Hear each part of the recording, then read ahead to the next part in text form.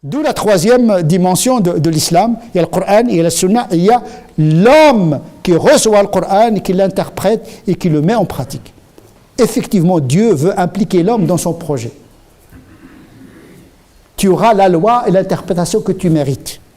Ne te cache pas derrière Dieu, ne te cache pas derrière le prophète, ne te cache pas derrière le Coran, ne te cache pas derrière la Sunna.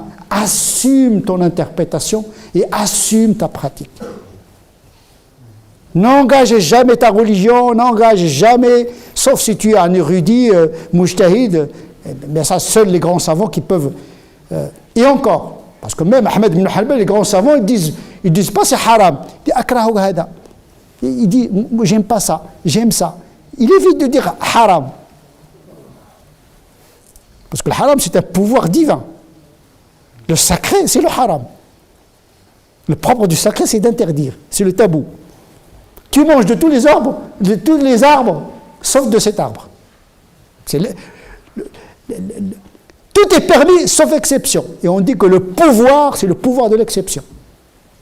C'est comme la grâce présidentielle.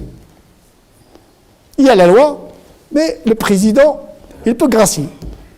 En vérité, c'est un pouvoir divin qui est sécularisé, parce que toute la théologie, la philosophie politique est une théologie politique qui a été sécularisée. On a emprunté tout ce qui est sacré, mais on l'a laïcisé.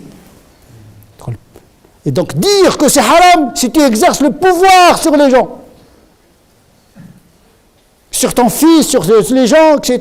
C'est pourquoi beaucoup d'imams, ils veulent exercer leur pouvoir sur la communauté en multipliant les interdits, en braquant les gens. Oh Allah, alim sahih, c'est un bon alim, tout est interdit chez lui. Mais quand il y a un alim qui facilite, celui-là n'est pas très... C'est pas un bon afrit. On n'a pas besoin d'afrit dans la religion. Pas besoin de... Donc, l'ilmu, rukhsa min thiqa, amma at-tashaddud fal-kullu yuhsinu. La vraie fatwa, c'est celle qui rend la pratique facile. Mais le fait d'être fanatique, tout le monde est capable d'être fanatique et ferme. Beaucoup de gens disent que shubha, c'est le doute.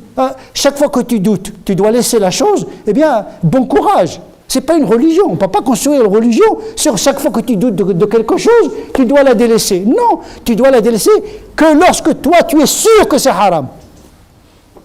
Al-yaqinu la yuzalu bishak, comme disent nos savants. C'est la certitude qui compte. Tu doutes, c'est pas grave. Tu fais la prière, tu as douté, est-ce que tu as cassé tes ablutions? Pas. Tu continues tant que tu n'es pas sûr. Sinon, la vie devient invivable. Et donc, l'interprétation, c'est celle qui réconcilie l'individu avec la pratique, qui rend les choses faciles.